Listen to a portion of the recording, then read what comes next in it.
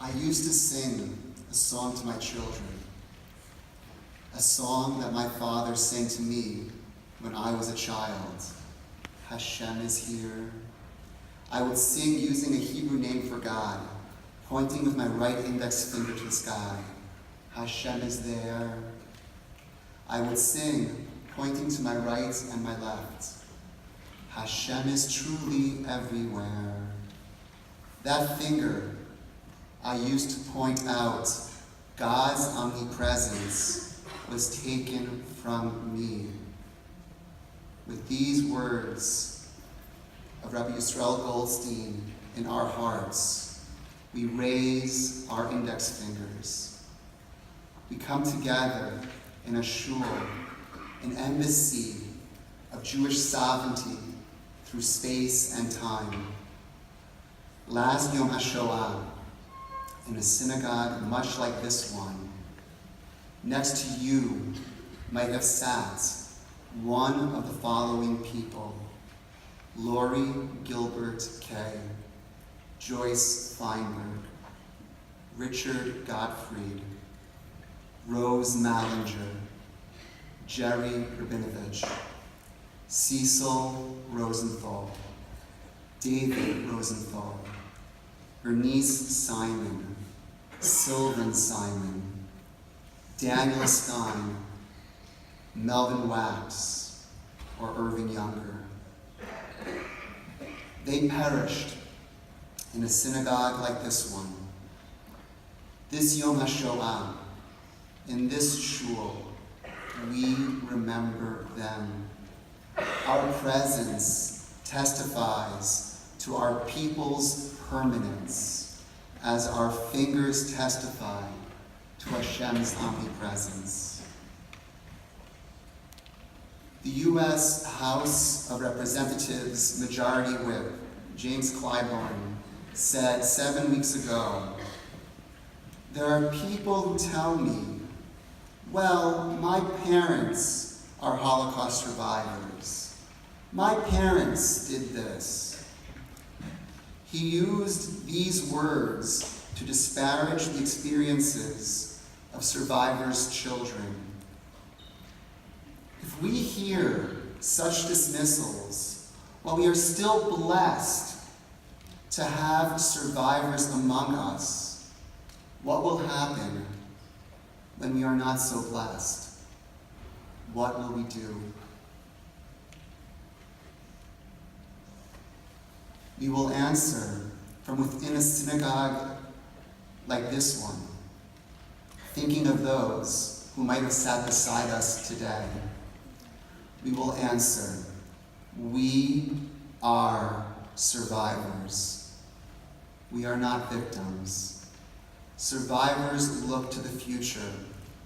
Victims become lost in the past. We know that we are targets. We know that our holy places and our holy days are targets. We will not abandon them, and we will not be dismissed, not on this Shabbat, and not ever.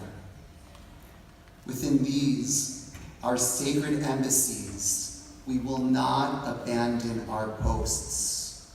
We are all survivors. For us to be survivors and not victims, memory is essential. These memories are specifically important now. We open our hearts, not just to our people's stories. We allow these memories to inhabit and become us. These stories are not just for history books. They are who we are and who we will be. Before Pittsburgh and after Pittsburgh. Before Poway and after Poway. We are survivors. The nature of Yom HaShoah has changed.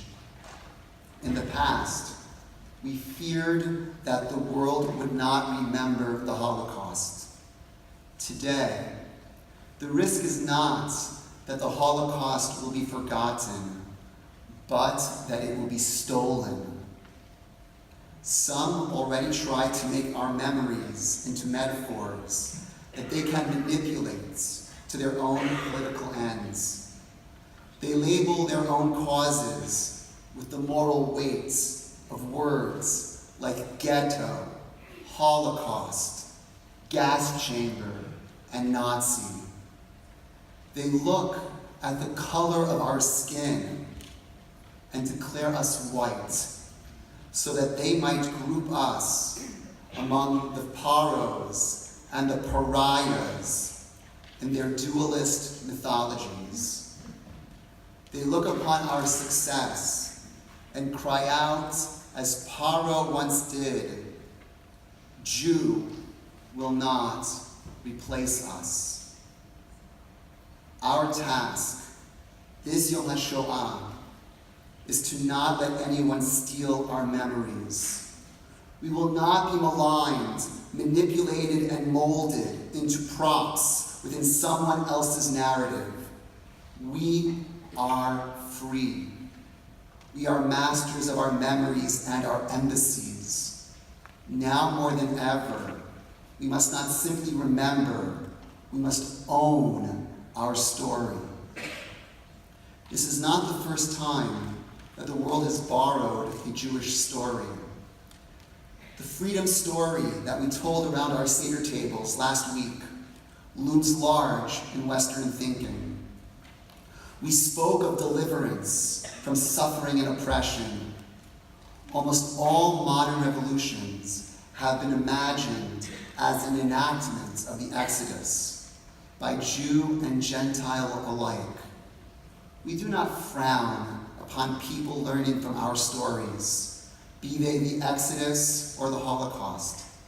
These stories are primarily about our national story, but we recognize our role as leaders. We have been, and we will be, a light unto nations. Therefore, when religious men and women find in our texts not only a record of God's actions in the world, but also a guide for God's people, us and them, we should cheer. Yet in sharing our story with others, we can sometimes forget our story's ongoing relevance to us, its original and true protagonists. We cannot allow today's revolutionaries to make us into tomorrow's Paros and Hitlers. If we see a world in which oppression still exists, in which we too still seek redemption, then we must be among those who make our world truly more free. We must, as we always have, speak the language of life and liberty. Let us commit to fend off those who would rob us of our memories. We will not allow our identity to be abused by those who would like to cast us as villains for their diabolical purposes. We can do this by identifying as Jews, by gathering as Jews, by speaking up as Jews, and by acting as Jews. We will not hide. We will not be silent, and we will act, to quote the legacy of Laurie Kay, with radical empathy. We remember what it was to be a slave and a prisoner. We work for a better world where, through justice, righteousness, and kindness, God bestows freedom upon all people. As Jews, we help others gain their freedom as we continue to achieve our own. Remember, Jews stand for freedom. There was a time when Yom HaShoah was about the past. There was a time when a Jew could hide her Jewishness and try to get along like everyone else. There was a time when a Jew could be apathetic to Jewish survival and leave it for someone else. That time is no more. If we are to survive, we must engage. We cannot go through life like everyone else. We must act as Jews in every place and at every time. We must advocate for ourselves and for all people. We hold fast to freedom so that freedom will not be stolen from us. We can do it. We will speak and march. We will be free. We are and will always be survivors.